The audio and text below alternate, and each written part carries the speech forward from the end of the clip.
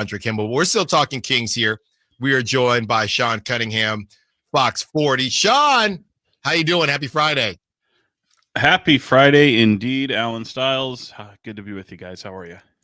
We're good, Sean. So look, I told everyone that every time you come on here, you always have a little nugget that I don't even know if you completely understand how plugged in you are. Because you'll say stuff in passing that I know myself, I'll think, oh, was that something that was happening? I got to play it off when I'm on the call with you and I'm live on the show. But in my mind, I'm thinking, yeah, I wasn't really sure that was going on. So what are you hearing? The Clutch Points and Brett Siegels of the world, the Evan Sitteries, the Shams, the Jake Fishers, everybody has something to say right now as far as I know the typical Kyle Kuzma name is coming up.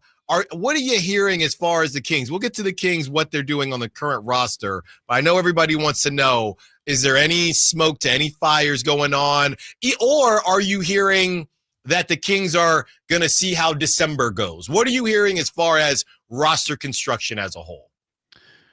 Well, yeah, I mean, I think there's curiosity throughout the league right now. I think if you talk to people who are inside organizations, I think they speculate and, kick tires on scenarios that Sacramento might be willing to act out of desperation or kick tires and inquire about certain people. For example, I think everyone's looking at the Pelicans going, well, they got to blow it up. Look at the Brandon Ingram situation and look at, some of the attractive assets they've had and just been plagued by injuries. They're no different. But I think a lot of the noise and chatter out there tends to come from more media types than anything.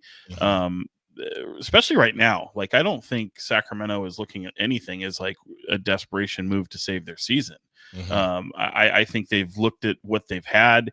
They've certainly have had some struggles. I think they have, obviously they're in their best stretch of the season right now. So I think that also coincides with, even though you still have some guys that are banged up, you don't have your first round pick quite playing basketball yet. And you've got Trey Lyles who's been plagued, but for the most part, your main rotation players, as Mike Brown still tries to tinker and figure things out with the rotation, they're playing well, and they're playing to what you've come to expect from this team. I think a lot of people will tend to make the De'Aaron Fox situation of not signing an extension bigger than what it is, and certainly leading to something and saying, look, yes, he was very honest in the assessment that this Kings team, he wants to see what this looks like going forward. Can you win going forward? Well, you're currently toward the bottom of the West. The West is so competitive. So it's natural for people to say, well, is De'Aaron Fox attainable? Can you go out and get him? Would he feel comfortable better somewhere else? Is he a better fit somewhere else? And certainly I think those are things that this front office does have to weigh, especially as you get towards the end of the year, no matter if you make the playoffs, play-in tournament, what have you. But the long-winded way is to say you can't help what people think about your team. I mean, you're going to have people that are going to come poking and prodding, and you as a Kings organization have to do the same. But for the most part, from what I've at least heard, which is, I'm going to be honest, isn't a lot. Like, I mean, the majority of the stuff I was hearing happened before they moved the Jay Crowder piece or to bring in Jay Crowder was literally having somebody who wasn't in camp who was familiar with you, and then they bring in the guy who was familiar with you most, and they are able to somehow agree to a contract. Now, whether that happened, why that didn't happen earlier than as opposed to later, I don't know quite the specifics quite yet. And for the most part, it doesn't really matter, but that was what you were hearing more so than what you're kind of hearing now. So I think there's exploratory things. You're still very, very far away from the deadline. And let's be honest, like, people are going to try to rake the Kings over the coals. They're going to think they're the desperate team. So if you think there's a lot of chatter right now, just get through Christmas. If the Kings haven't turned a corner as we think they have, you're going to hear a lot more. I love it. I love it. Talking to Sean Cunningham of Fox 40, sports reporter in Sacramento. What do you make of what the Kings have done? They've won 3 straight, but they did it against the Spurs without Wembanyama and Devin Vassell. They did it against the Jazz, who are awful. They did it against the Pelicans with no Brandon Ingram, no Zion, and it was a close game. What do you make of what we're seeing from the Sacramento Kings? Are you taking it with a grain of salt, or I guess we're going to know a lot more after Monday night against the Nuggets. But what do you think of what we're seeing from the Kings? Yeah, I mean, you don't control the schedule that's ahead of you, but to your point, whether those teams have had their full complement of players or not, sometimes those teams have given the Kings the most fits. You know, the teams that are missing their star players and go out there and just take it to them and kick them in the teeth. I think the kryptonite of this Kings team is still a young team that plays hard, a team that goes out there and just plays the right way. Sometimes the Kings have a knack, and I think a lot of players do, of tending to play to the level of the opposition. But sometimes, and Allen, you were a baseball player, sometimes a slump buster is necessary. And I think you can find yourself with some of those games. And to be honest, for me, it kind of goes back a little further than that. It goes back to where to me, it goes back to the way they've been playing, goes back to the way when they won in Minnesota. And I know there was some kind of come to Jesus meetings with some of these players, but you have the win in Minnesota. Granted, you lost the 2 nights later in Portland, and that was deplorable. Yeah. But since then, really, look, you're not going to win every game, okay? And you go out there, and I think you've seen this fast-paced offense look more like what we've expected to see. I think the defense, like it or not, like it's middle of the pack. It's kind of maybe a little higher than most people thought. Perimeter defense still looks garbage, but these are things that they're working on. With all the things they've had to tinker with and work with and figure out, and now having Malik Monk into the lineup, like into the starting 5, that is, like, you've kind of found something here. And regardless of what the opposition looks like, for the most part, you're playing the right way and you're putting points up on the board, which is, to me, I think the biggest thing. I mean, you can still harp on threes that aren't falling, but and roster imbalance, which is certainly there. But to me, they're scoring. And if they, and that is to me where they have to be, in order to find success, they're going to have to be a team that is a fast-paced, efficient offense. And however they find that, they find it. And I think they've kind of, found something. A small sample size, granted, having won 4 of 5, but they also have a lot of time to get right.